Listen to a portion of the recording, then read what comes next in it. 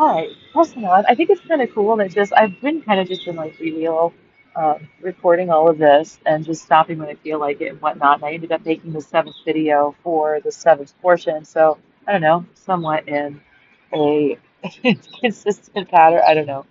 So the next section here is they believe they're either essential or useless to others. Remember, this is the last one I think under the empathy heading. So yeah, so they believe they're either essential or useless to others. The cases in the next section on intimacy are equally suited to this criterion, so I will let them speak for this one as well. As much as I hate feeling lazy about my writing here because it's important, as I said, there are cases presented in other criteria that illustrate this very well. However, this is the best criterion to at least put an exclamation point on the empathy section. There is one pervasive trait that this criterion covers, and that is the complete and utter lack of ability to ascertain when others do not want to be bothered. Oh my God, this is so funny. Okay, I had a feeling that this would end up coming up at some point because things that happen in my day-to-day life seem to follow along while I'm doing these projects, and it's just weird. I don't know if it's just because it's the sort of thing that you can see everywhere on a regular basis, or I don't know. Like I said, it could be the Twilight Zone Casino Fight Club. But one thing I will say about this, so what I mean by this is I think there's no case in point examples here. Yeah, because the ones in the next section on intimacy also work for this, right? It's kind of just like that's going down a level for this particular attribute, right? So this one is particularly supposedly speaking towards the fact that the lack of empathy means that they don't know how they could fit in your life as anything other than an essential tool or a useless tool. Which is kind of sad because it's like narcissists see other people as extensions of themselves, meaning tools, and then they also just kind of see themselves as a tool. So, I mean, in a weird way, it's like at least they're consistent. I don't know. um, but it really is kind of shaping up for me a little bit more and more that maybe my views on this are it's a little bit of both. So if the Twilight Zone Casino Fight Club is actually some sort of orchestrated make my life a game of charades while making me basically living through some simulated charade for one reason or another.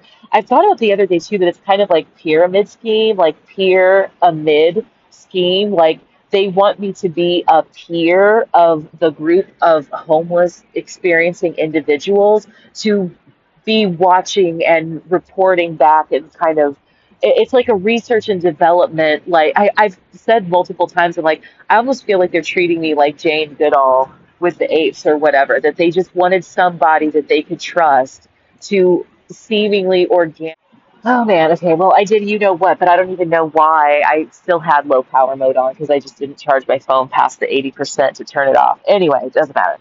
So, as I was ranting, there's there wasn't a reason. There's no excuse for guinea pigging someone's life like this. And like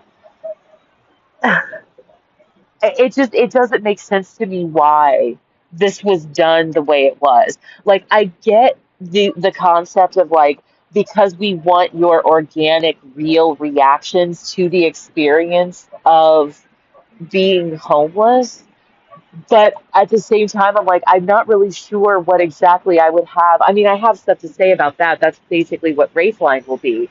But the experience of being homeless doesn't come anywhere near to the horribleness of being the victim of their guinea pig charade fuckery.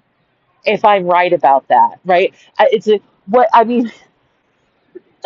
I feel like there's so Nancy Pelosi's daughter is a documentary filmmaker, and she made a documentary about the people who live in the motels in like Anaheim, California. And at one point in the documentary, she asked this, I think the boy was like 9 years old, and she asked him, like, what's the worst thing about being homeless? And he looked at her like she was the dumbest person he'd ever encountered in his entire life. I mean, like if looks could kill, right? He just looks at her like, what? And he just says, being homeless, right? Like, what? what a stupid question, right? He's like, what the hell do you mean, right? And so, but I feel like if it were me in this situation, like, what was the worst part of your experience, like being homeless? And it's like the fact that I was not given the opportunity to consent to being the guinea pig of the people who thought that this was some kind of genius experiment, which it's not the answer they're looking for, right? It's like it's the fact that it was done to me on purpose by people who think they're doing something honorable, charitable, helpful, whatever, that we're actually just abusing the ever living fuck out of someone psychologically for entertainment purposes. Because you can just thought experiment, right? You can just empathize and sympathize your way into understanding what the issues that go along with being unsheltered would be. You don't need someone that you feel is of a particular caliber. Like, we know you work hard and would have a job and know how to budget and finance, and you'd pay your rent, and you know, don't drink and drive, and you know what you're looking at, and you are articulate, and like I that, so we can trust what you say about the experience of being homeless. We don't know about these other 600,000 people in the US and what they have to say about it. First of all, like, the fuck you don't. So, like, the first thing that's the worst thing, and I know I'm completely off track here, but while we're on the topic of narc assistant lack of empathy, right, is the first thing that's horrible about it is everybody thinks you ain't got shit to say, right? It's this stereotype that you must be a shiftless layabout, can't be trusted piece of shit weirdo, right? It's the fact that people treat you like whatever it is that's happened to cause you to be this financially lacking or whatever has to be something that's specifically internal to you as a person, and society has never had anything to do with it, right? So I had an experience earlier today where I was on, this was on X, and there was the post by, there's this woman who's obese, and she's forever like amusement park rides should make their seats bigger to accommodate bigger people and yada yada yada. So that was the original post, was a video of her trying to get on a roller coaster and she doesn't fit, right? And so someone in the comments had commented, like, I don't, like, how do people even get that big? So I was like, I know that they're just trying to be a facetious prick, right? But I'm going to answer as though they're actually asking this question. And so as I explain the thought process, it will become clear why. So I responded to her and I said, basically, like, that due to, like, metabolic processes that are complex and unique to every individual are certainly involved, but when you boil it down to brass tacks, it's just over consuming calories that you didn't burn over a long enough period of time that for some reason wasn't addressed when the problem was still manageable. They responded to me with, her arm is the size of my leg. And so I said, right, today. But at some point, her arm was a regularly sized arm, right? At some point, her arm was a normal arm.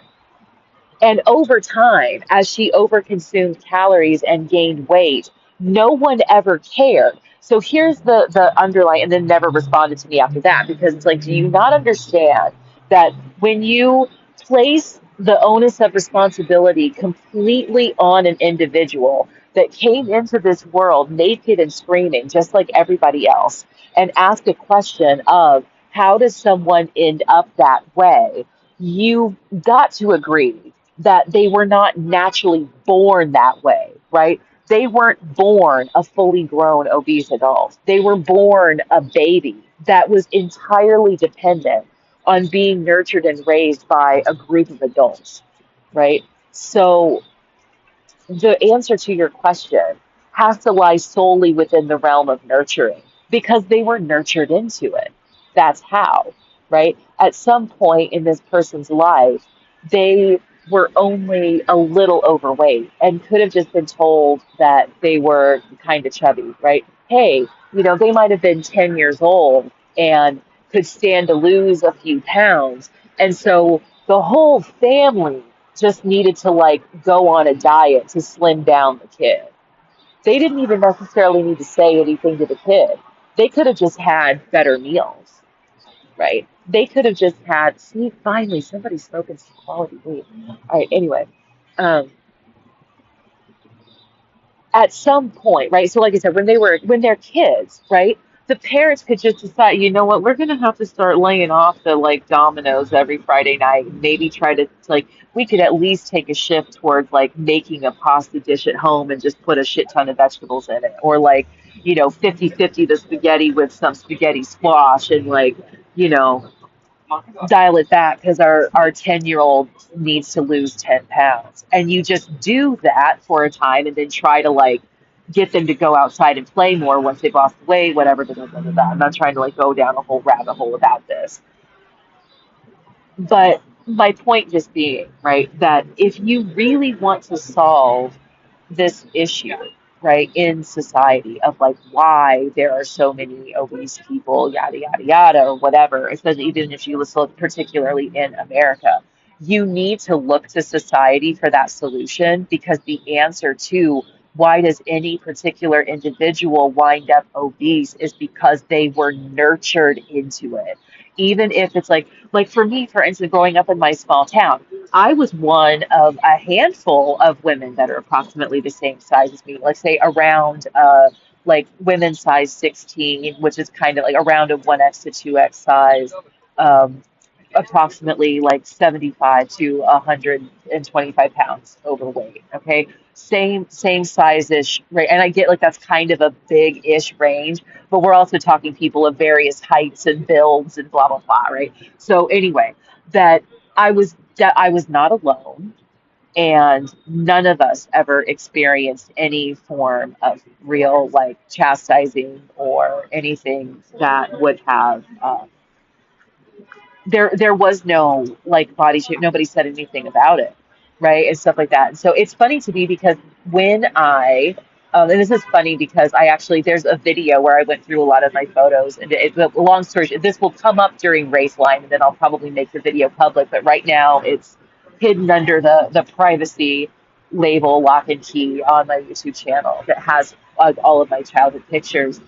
And when I got to my pictures from playing sports in junior high and high school, and so like particularly volleyball and stuff, but I was nowhere near as big as I thought I was. Like when I was 15 years old, I really thought I was as big as I am now.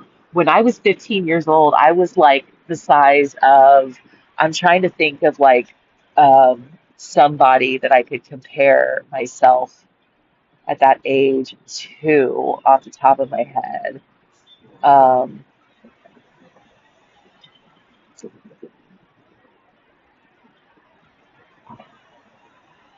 Maybe it'll come to me. No, I'll dig around and I'll see and I'll think on this, and then maybe when I'm editing this video, I'll pop in a picture of somebody. I'll do it in the edit because I know there's people out there, but it's also I can think of people off the top of my head, but I'd rather just be able to show to just use photographic pictures and be at least like as an example of like what I like kind of like this is where I'm at, this is where I was, or like and this is what I look like in like freshman year of high school, thinking that I looked like where I'm at now, right? And that even I, like in the video where I was going through all these pictures, when I came across it, I was like, dude, like, I wish I was the size that I was back when I was in junior high and high school, like trying to live on like salsa on baked potatoes and wheat crackers, like thinking that I desperately needed to lose like ginormous amounts of weight. Um, So yeah, anywho, um, all that being said. So the other incident that I wanted to bring up was yesterday. I'm sitting outside of the library, and I just, how you just can tell, like, it was like when you can feel that like someone's watching you, or like that someone's coming, or like that.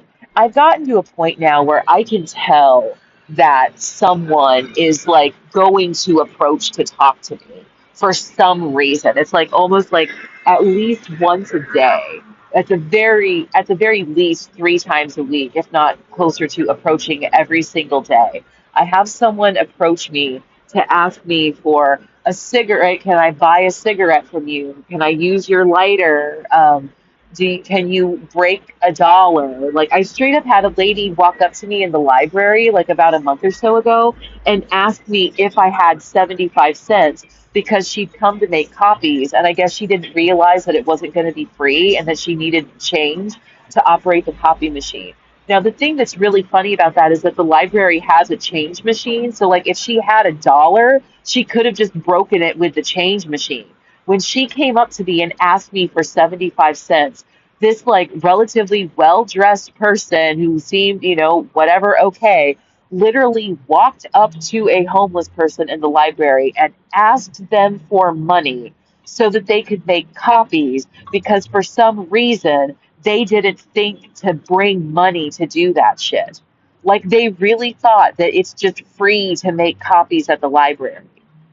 Like people wouldn't just be making copies there all the time. Like, but anyway, I digress. So I don't normally, when I go to the library during the week, because they're only open from 9 to 4 most days, I don't leave. So like I get there at 9 and I stay until 4 and I like work through lunch and like all of that kind of stuff, right?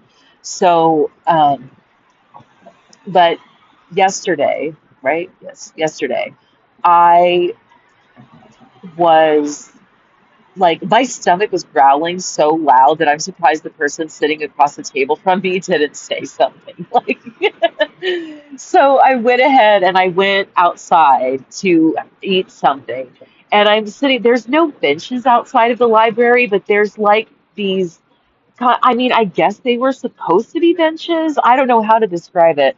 There, but there's places that you can sit. There's like these concrete slabs or whatever that are outside. So I'm sitting there and I'm trying to enjoy my lunch, and I see this couple walk over and kind of sit down like across from me.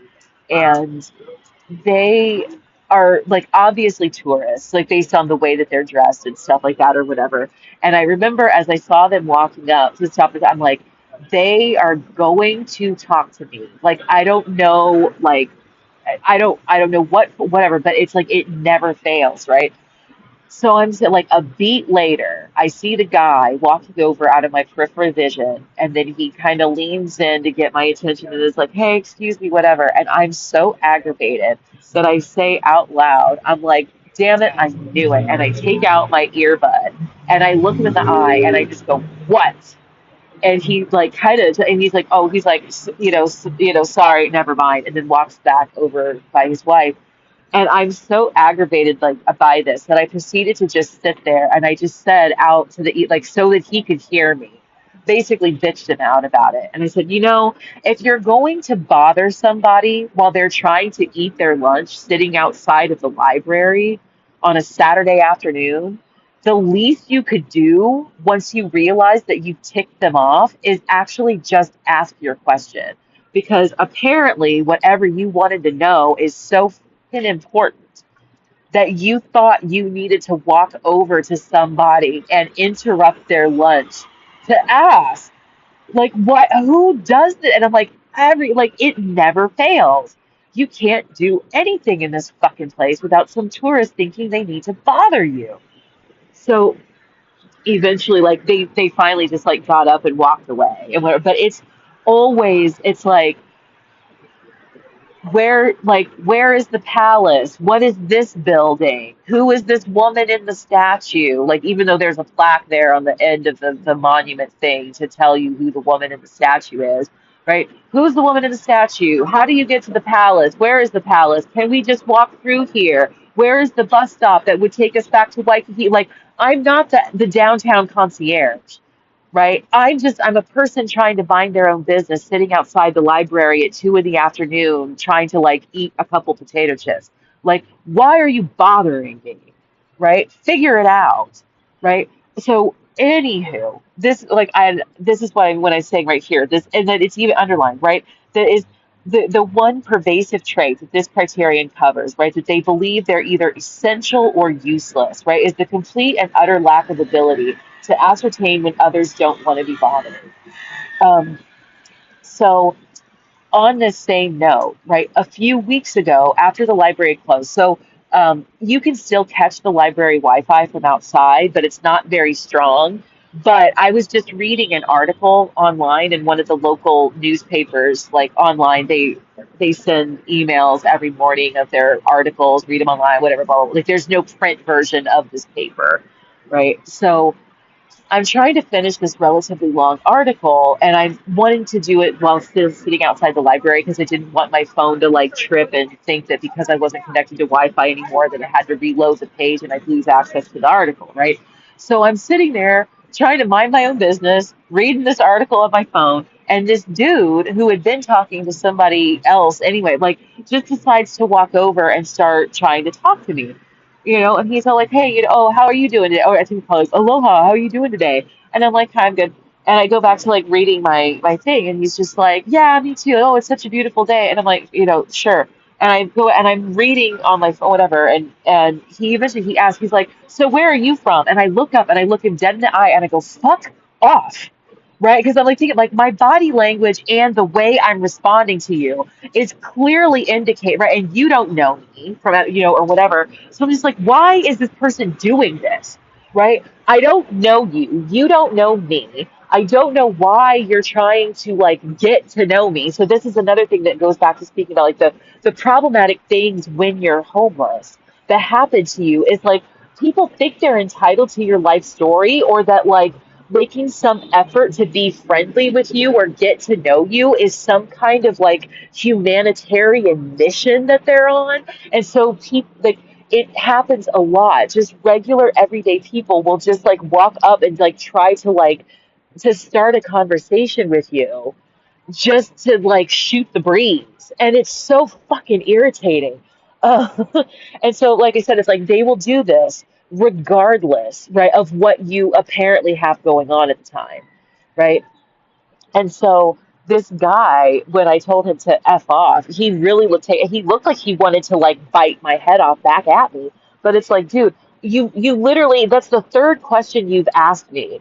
And the first two questions you asked got a like not interested response, both in body language and just like curtness of response, right? And so the other side of the issue is the asking where are you from? Right? Because like I said, like I've lived here for 14 years. So for all intents and purposes, I mean I get told this all, oh, so you're local then. Oh, so you're local then. Oh, you local kind now. So fine, right? It's like 10 years, you make it here for 10 years and you're well, this is where you're from, basically, is the consensus apparently. But it's also a weird question, right? Because if you ask me like where are you from? I First of all, I don't know why you're assuming I wasn't born and raised here. Like, get plenty white people, right? So, like, it's entirely possible that I was just born and raised here. So, asking me where I'm from is a weird question, other than just saying, like, oh, I'm from here originally, right? But the other side is because over the winter, there are a lot of people that come here that are homeless. They come from other states and places and this and that and the other.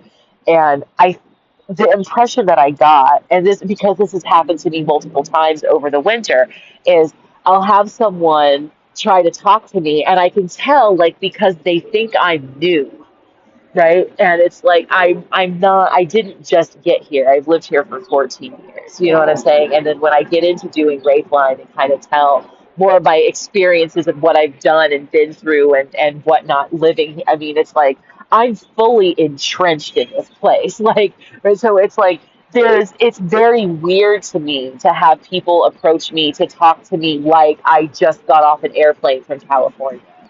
Like, and so this is speaking to the whole Twilight Zone casino Fight Club bullshit, right? Where the game of charades, right? Because it's like I didn't sign up to spend my life playing charades. Um, and I think that the people who are participating in the game think it's cute that they're either extremely helpful by trying to drop clues or hints or converse with me about what's going on. Or they would be completely useless because they don't have any good information or anything to say to me. And so I don't have anyone that just exists in this like social intermediary space of like, can we just like have a can you just act like a normal fucking person for like 5 seconds? You know what I mean? Like, anyway, but so I'm just saying, I feel like in that vein of like maybe the reason that all of these people are coming across to me as being narcissistic is because it's just a relic of the stupid shit that they did to me in my life, as everybody just appears to have these problems, right? So, like I said, this whole like just approaching someone who's not smoking, not doing. I'm sitting here, like right now, like I'm sitting here on a bench outside of Whole Foods with two Target shopping bags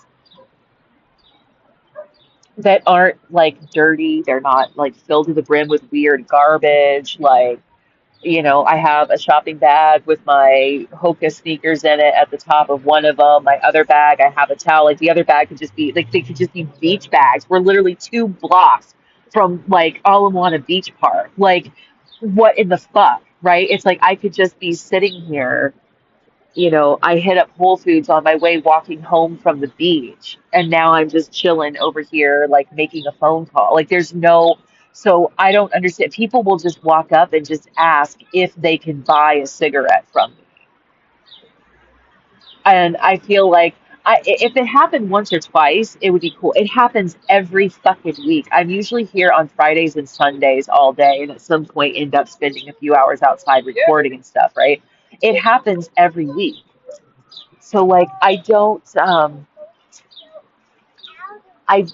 understand why there's always some random passerby who just assumes that I'm a smoker and that they could just buy a cigarette from me. Like, how many people are out here smoking so infrequently that they're going around just looking for people to ask if they can buy cigarettes from them?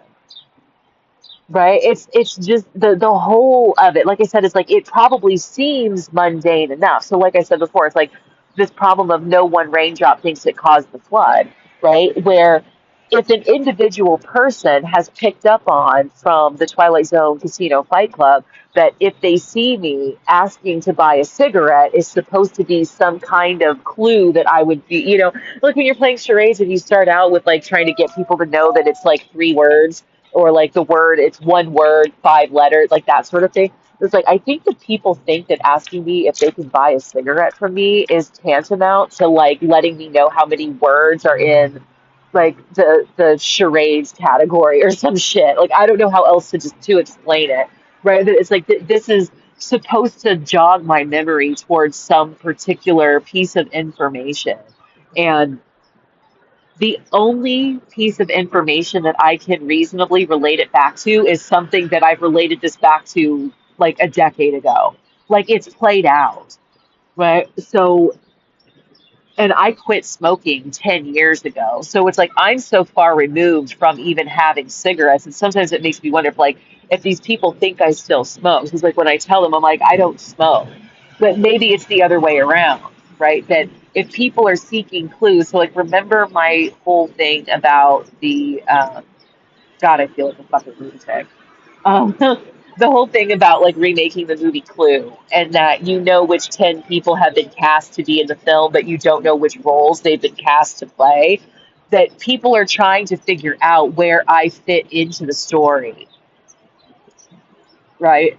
And so they want to know if I'm a smoker. So what it would be weird to walk up to somebody and just straight up ask if they smoke, right? So how do you find out if somebody is a smoker? You take the chance by asking them for a cigarette. But in this day, in this economy, you buy cigarette. You don't fucking give them away, man. These things are approaching actually costing $1 a piece, right? So it's considered pretty uncouth to just ask to bum a cigarette anymore. It's like back in the day when a 20 count pack of cigarettes was only $5. It wasn't that big of a deal to just give some random person a cigarette.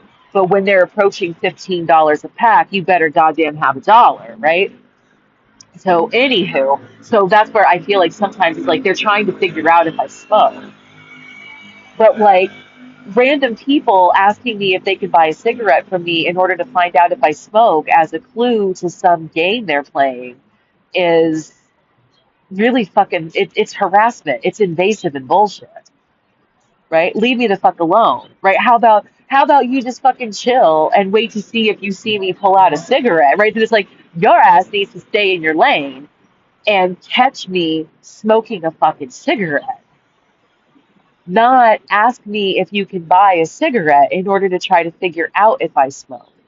Quit forcing the issue. I was saying, okay, so earlier today, I did an offer on Hey Cash that was just download and use the Redfin app for 2 minutes. And they paid like 41 cents for this.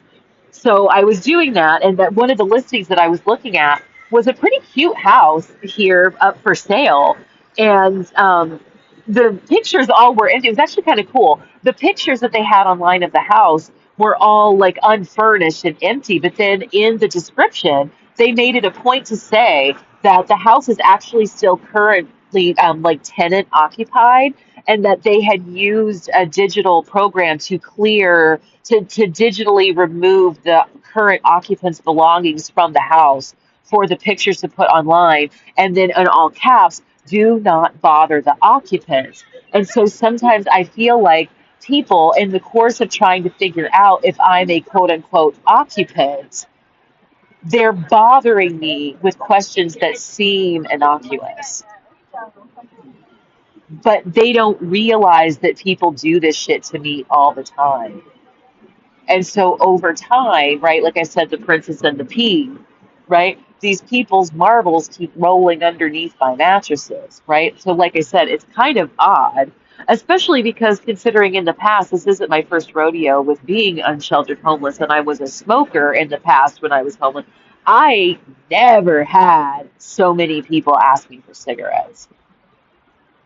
Plus, when you think about the popularity of vaping and how, like, really, like, people just don't smoke actual cigarettes that much anymore, right? All things considered and combined, I get asked for a cigarette a statistically significant number of times over the course of any given time frame, right? It's fucking bizarre. People are fishing for intel about something. They have to be because it doesn't add up. All right. So anyway, back to this since I've been going on for God knows how long now, but it's short. Well, I'm going to end this one at the end of this and then move on to the next section entirely. But it's just kind of it's a nice therapeutic session to just get this stuff off my chest too, like I said. So like I fully get that some of my theories might sound like quack Looney Tunes things, but some of it's just metaphorical framing because I don't know how else to articulate the way that I feel about some of my experiences. And other times it's like legitimate theorizing, right? Where it's like I really, the more that I'm talking through this stuff and like going over what are experiences that I've had in the past with like the two people that have been close enough to me in my life for enough time that have been like the weirdest individuals, right, that I've ever dealt with on a regular basis, that it just really, you know, like when if I were referring to each of these individual charades players as raindrops, right? These two individuals were full on thunderstorms in and of themselves, right? Like living with them was like being in the squall, right? And so which is kind of funny too, squall her, right? Like living in squalor. Just saying, all these like weird little like linguistic, I guess you could say like anomalous, like like I said, peer, amid, and like narc assist. And so it's like, but like I said, it's like charades, right? Sounds like, right? Sounds like, right? Narcissist sounds like narcissist, right? So like these people that are just helping tattle on you and keep tabs on you, they seem narcissistic, right? They actually seem really fucking full of themselves. Um, it seems like what this is a peer amidst, and then it's like that as time has gone on, as people have figured out what's going on and they want to drop out, right? You need new investors to make up for the loss of old investors. So it's like when you lose the ability to like use my own mother in this way. You need 20 new people to be able to fill her role because you're not going to replace the intimacy I have with my mother with just some new person I just met.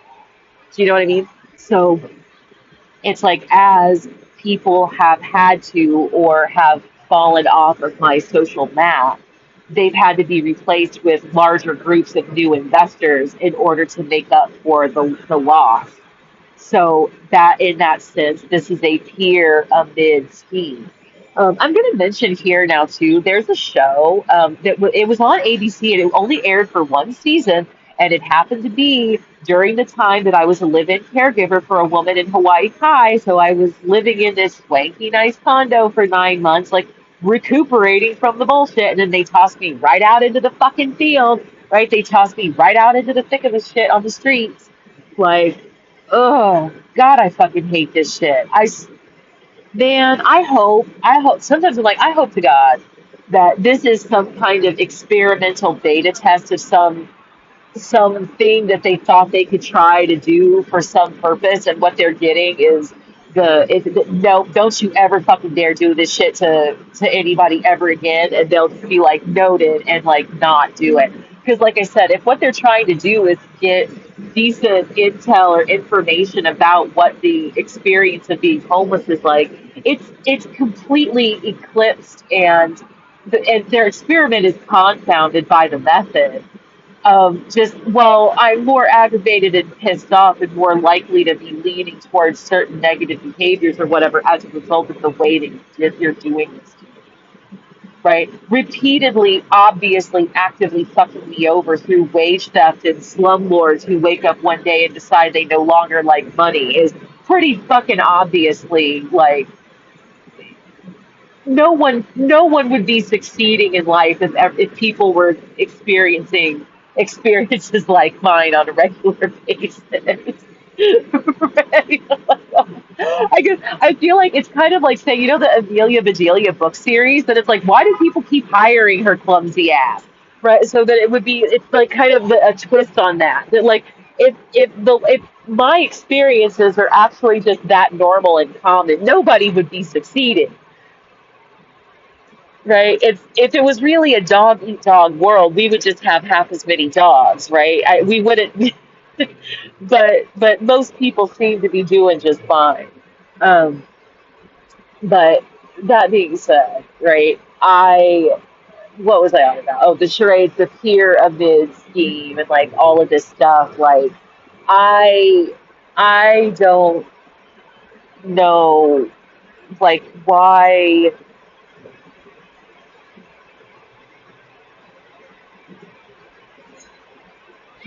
are people like this? I don't know. I guess I was talking about like the whole therapeutic aspect of just like going over this and seeing like after like years have gone by too and stuff. Like I said, like when I published this book in June of 2022, so like it's been 3 years almost. 3 years since I like last picked it. I did try to do like an audiobook version of it. I think then that like August or September or something. But like for all intents, it's been at least 2 years since I've really picked this up and looked through it and all that jazz, right? So now like going through some of this stuff with this fresh lens, it's like the degree to which it was obviously people just like playing charades and like being surrogates for other people in my life and keeping me connected to the root of this, which would probably be, my hometown. So there was a point when I was first gone back to K State, and I ended up like striking up a friendship with this girl, with her, that is the topic of the first case in points in this book, right? Um,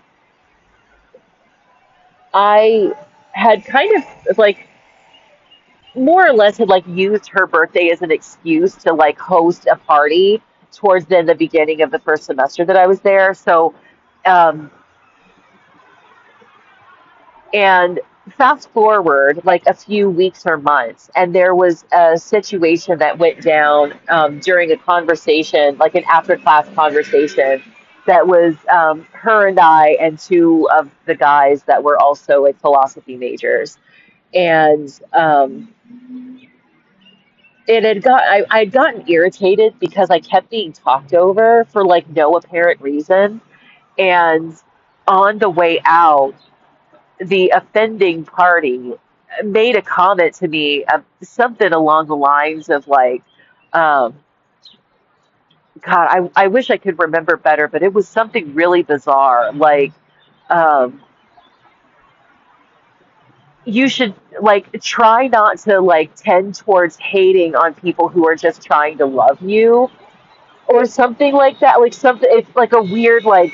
If he was always on this bent of like, I'm not trying to like offend you or personally, I'm not trying to piss you off. Like I'm trying to help you. And it was just like, dude, the stuff you're doing is patently offensive, right? And so it's like this was my first foray into people being obviously weird was when I was back at Kansas State to get my second degree in philosophy, starting in January of 2009 is when stuff started getting fucking weird, right?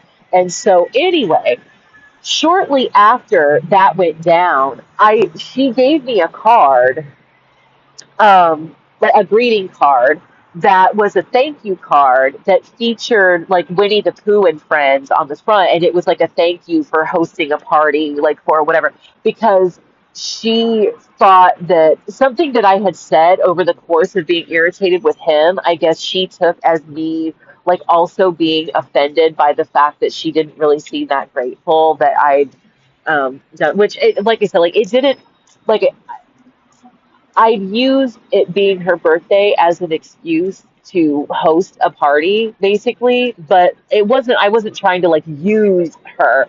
But like I said, it was like, hey, like it's your birthday this weekend. You know what? Hey, why don't like a bunch of people can come over to my place and I'll cook and I like made a spaghetti bar.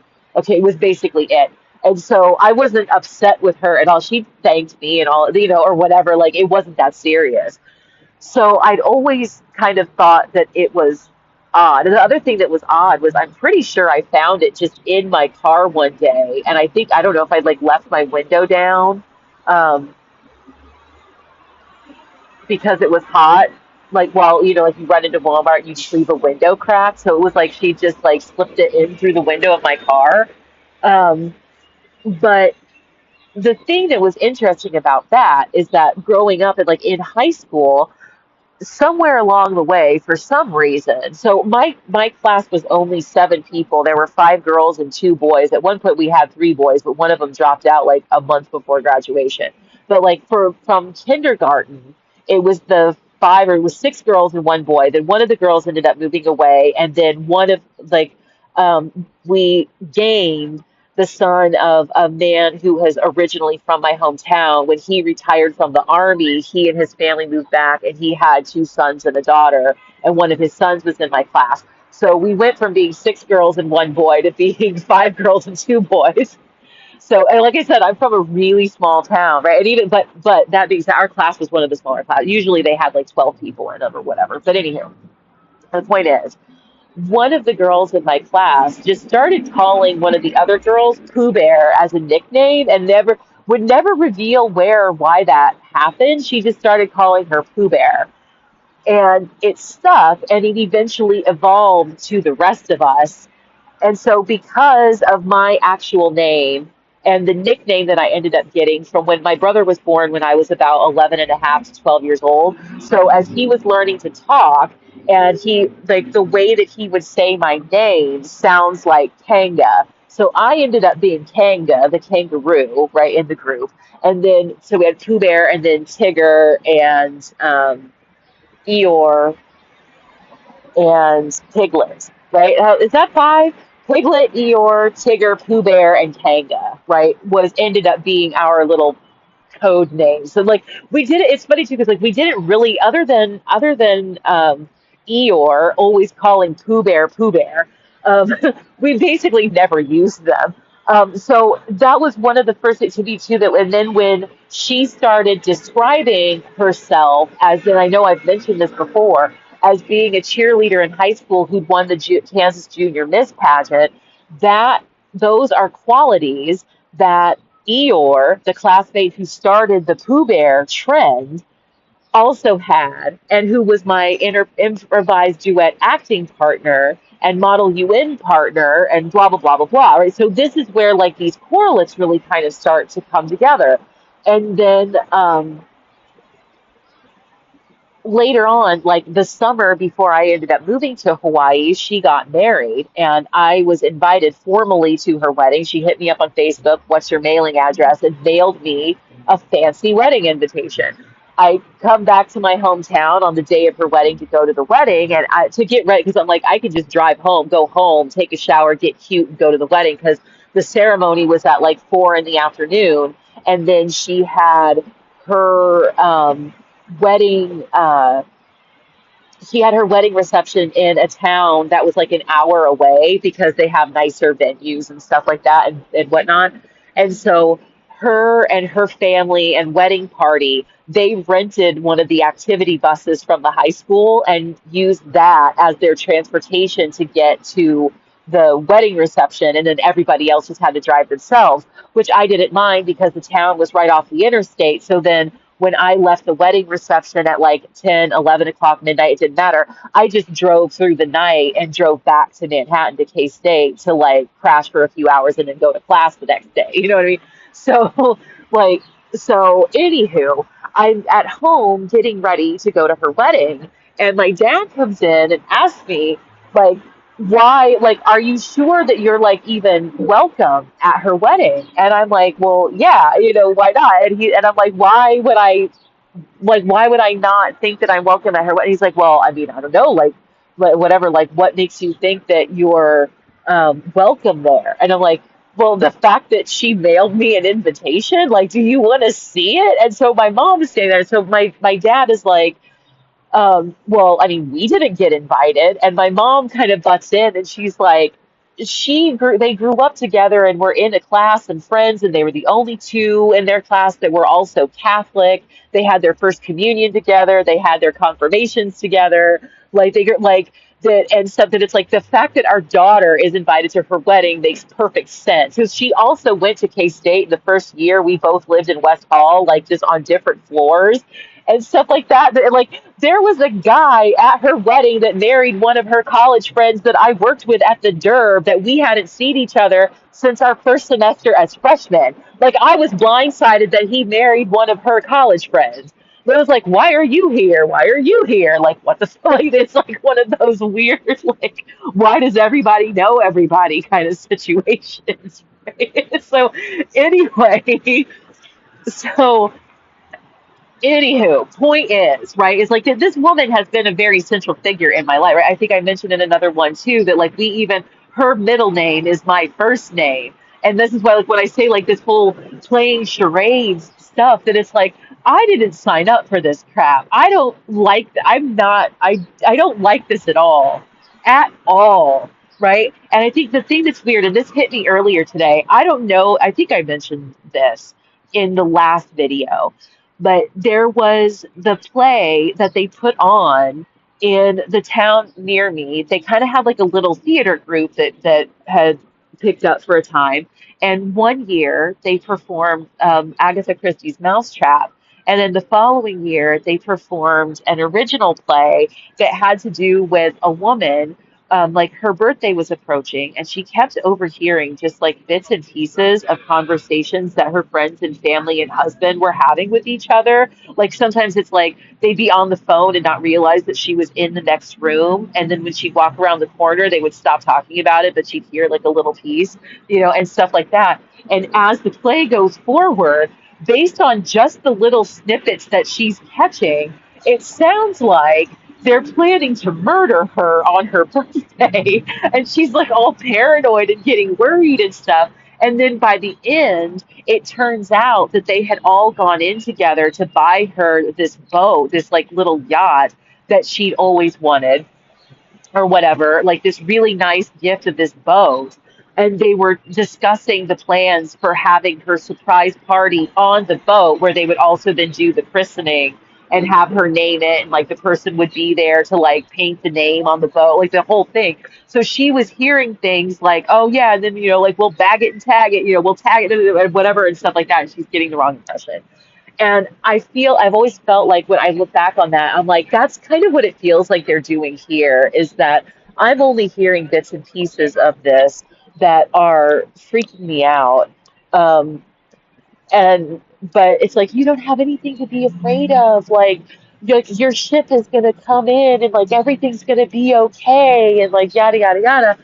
And I'm like, this is so not cool. Like it is so not cool because I don't know what this is. Like, imagine, like, if you knew that your friend, like, let's say you have a friend who's like overweight and they've been on a weight loss journey, and while they've been doing it, they've been training to run a marathon. And this year, like, they're like, you know what, fuck it, I'm gonna go for the big one. I feel tis the season, right?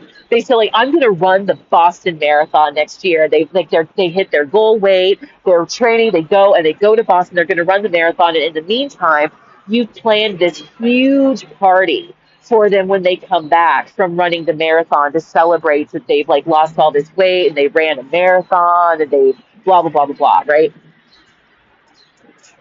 That's all well and good. I don't have any idea that I've been on a weight loss journey with the goal in mind to finish a marathon. Like I don't have any idea what it is that they think they're celebrating.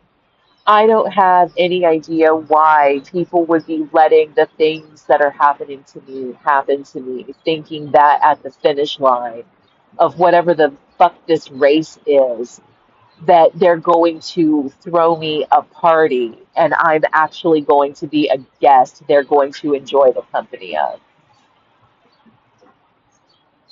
Like, I feel like walking into this surprise party would be the first actual concrete piece of information that I would have that would solidify that all this weird shit really is just a simulation game of charade. Like, bro, I'm gonna drop dead of a heart attack.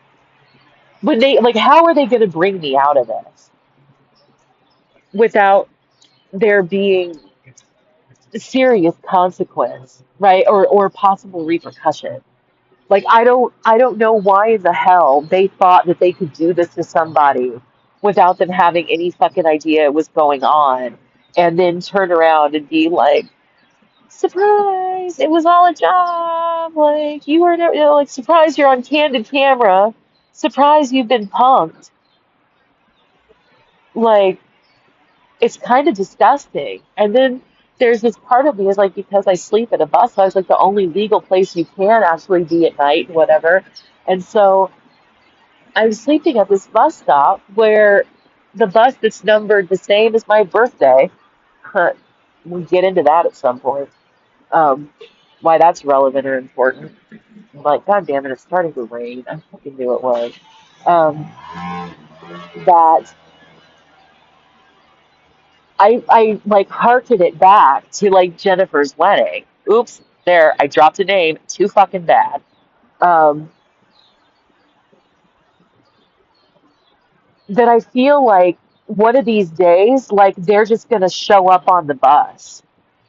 Like I'm gonna be there in all of my sleeping at a bus stop glory, and people are just gonna like show up out of nowhere. So like I feel it's like the Sex in the City when she was dating Mikhail Baryshnikov, and then they finally tell Big like go get our girl, and he goes to Paris and like rescues her from the abusive relationship with the Russian dude. Like that, it's I feel like that's what they've got in mind for this is that when whatever this is finally over, they're going to just show up one night, like someone's gonna wake me up at 3 in the morning and it's gonna be my brother or some shit. And it's just so strange because my experience is that y'all could have done this at any point over the last 14 years if you actually gave a fuck about me.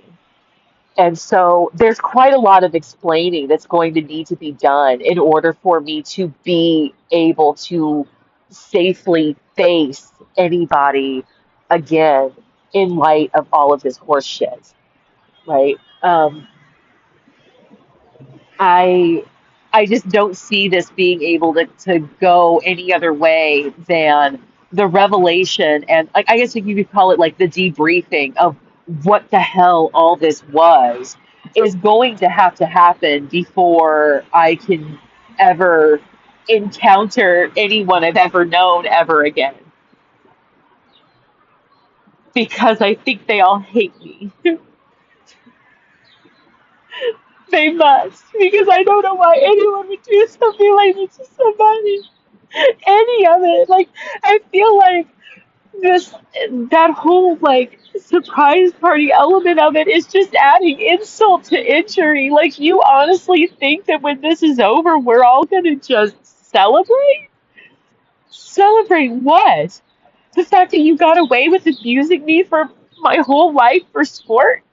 What would we be celebrating? And I feel I look back at this now and it's like, you know it has to be true because it's too much coincidence. It's too many it's like there you've got it's like I was saying about Wheel of Fortune and the other one about like you'll eventually have all of the letters in the puzzle and you just have to read it. I feel like that's where I was like, I hate this so much. I'm so angry at everyone. I don't even know where to begin. I don't want a surprise party. I want a meeting with 12 lawyers.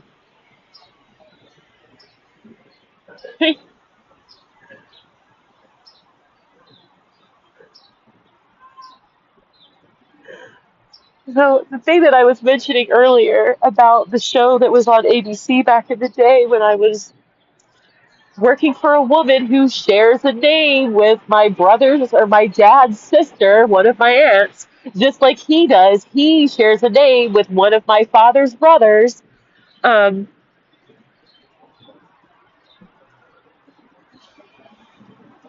Her name would be the female version of my brother's middle name, too, by the way, right? Your middle name or like your meddle name, Meddle, like meddling in someone else's business.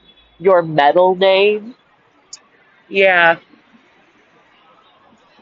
So there was a show, it was called Who Done It, like all one word, WHODUNNIT.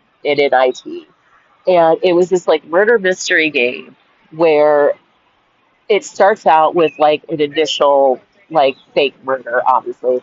Um, and the goal for the contestants was to solve the murder through like evaluating the clues, go to the last place they were seen, here's the murder weapon, blah blah blah blah blah. And I'm gonna have to blow my nose, and I'm gonna just do it.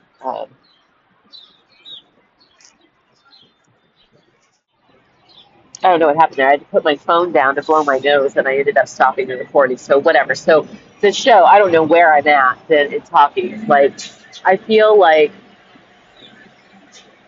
so the show Who Done It that was on ABC, the way that the contestants, so it's like if you ever watch The Mole, you know, like at the end of like whenever they would have their elimination competition was to take a quiz about the mole, 10 questions, and whoever got the lowest score on the quiz was the person that was eliminated.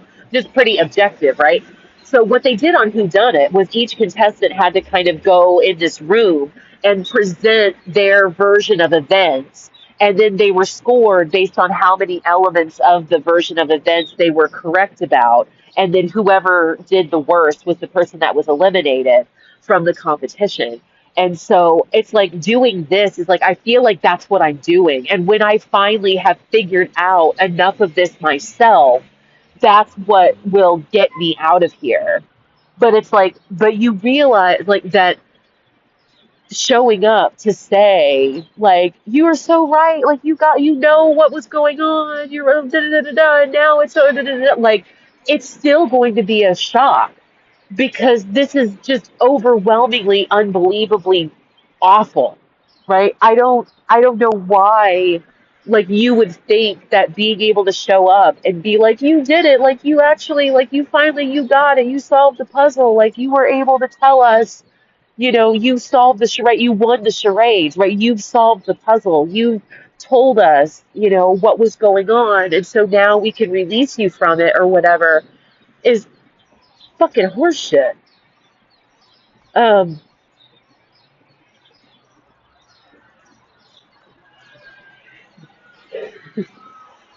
Um, I I just don't like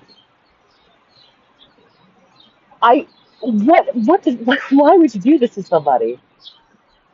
Why would you ever? I mean, it's like you do realize that in order to get me into a position that I'm even doing this in the first place, they had to take everything from me. They had to leave me with nothing but a smartphone and the digital copy of my book. I've spent the last 6 months since August 20th when my backpack was robbed from me. I don't have glasses. I don't whatever. Like all I've had is the phone that happened to be in a different bag to bootstrap myself up to like doing all these surveys and have to have a phone charger to have headphones. Do you know the other day I was at the library a few weekends ago because I said I was like what would actually be kind of nice would to have an actual little like actual microphone that isn't because these headphones are Bluetooth, right? What I need is an actual plug and play mic so that I can record clearer vocals maybe. And I went to the library. I usually don't go on Fridays, but this particular Friday was like the Friday at the end of March. And I was like low on when I get low on money and low on food stamps. Because there's a food bank that they have across the street from the library on Friday mornings.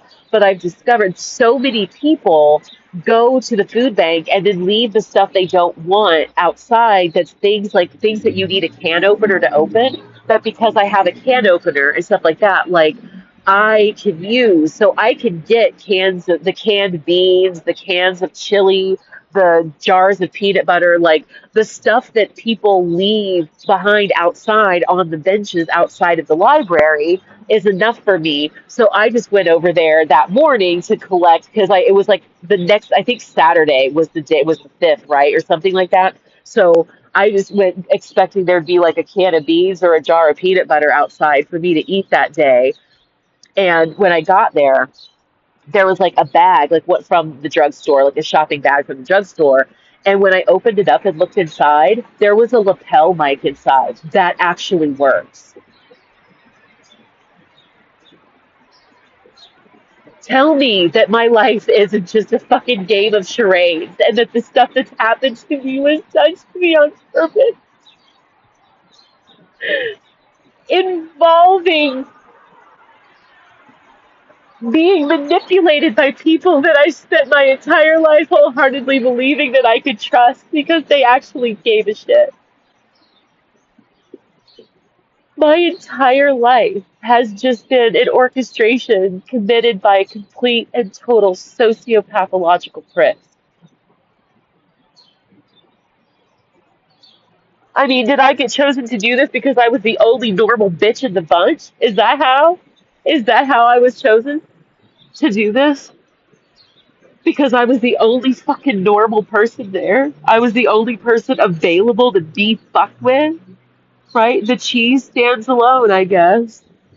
I mean, there's times, guys, that I think that the reason that I was fat and everything, like growing up, they put growth hormones in my food. There's a picture of me from kindergarten where I'm like, no cap, I'm like 10 inches to an entire foot taller than the other kids in my class and twice as wide. Like as I got older and everything kind of equalized out. Then I got to college, put on quite a bit of weight, but then I ended up losing a lot of it and came back. I was like, I gained all the weight back that I lost and then some while I was living with him in an apartment that I was basically locked in with no mirrors anywhere, never walking or going anywhere to really have any concept. Like I remember the first time I went outside after a while and like saw myself in a reflection in like a window and was just flabbergasted with how big I got. Um, but yeah, so like living with him for those 5 years and just like eating the sorts of stuff that he wanted me to make, and basically just like food and alcohol were the only enjoyment I had. I couldn't tolerate the man without being drunk. I drank so much, it was unreal. There's times like you don't see people who are like really skinny and they're also like obviously like drink a lot. I have no idea how they do it because like a bottle of wine or a bottle of vodka a day like made me morbidly obese in like 3 years. I don't have any idea how some of these people are like alcoholics and like a buck 05 soaking wet. I can't wrap my head around it. Um, but I mean, it's like even now, like when I was in college before I did my first weight loss journey, I hate that, but I don't know what else to call it. I had topped out at 309 pounds, and then I got down to like 180 was the lowest that I weighed before I then started like putting weight back on again. I almost had myself, like when I moved out of his place at the doctor's office, I weighed in at 440 pounds. By the time I left my last apartment in May of last year, I was down to like 327. Like I hadn't been able to even get myself back down to the weight that I was at the heaviest I'd ever been in my life prior to any of this shit happening to me.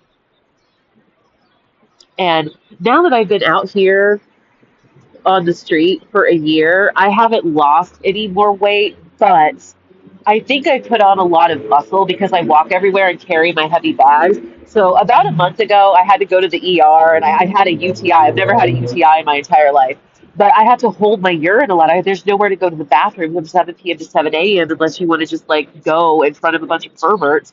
So I ended up with a UTI and went to the ER and I weighed at like 340, but that was also like in three pairs of sweatpants because it's easier to just wear all of my clothes, especially at night because it gets kind of cold. So I had on like clunky shoes, my three pairs of sweatpants, like three t-shirts, a thermal shirt, and a jacket. And it was like the end of the day after I'd eaten and stuff during the day. So it's maybe reasonable to say that I still do actually weigh in the like morning weight is around 325. I think at one point I was down to 312. Yeah, no, I was because I weighed in, I think, no, maybe I'm thinking in the past. At some point, yeah, I think maybe towards the beginning of last summer, maybe I was down to 312 and I'm just misremembering. I don't know, but I know that I've put on a ton of muscle. I've gotten a lot of my agility and stuff like that. That like I can tell, like I've lost fat, but I haven't lost weight over the last year. But I haven't lost anywhere near enough to make some kind of like noticeable dent, right? It's like if anything, I'm actually down to like the 309 where I was when I started the first time around. Um,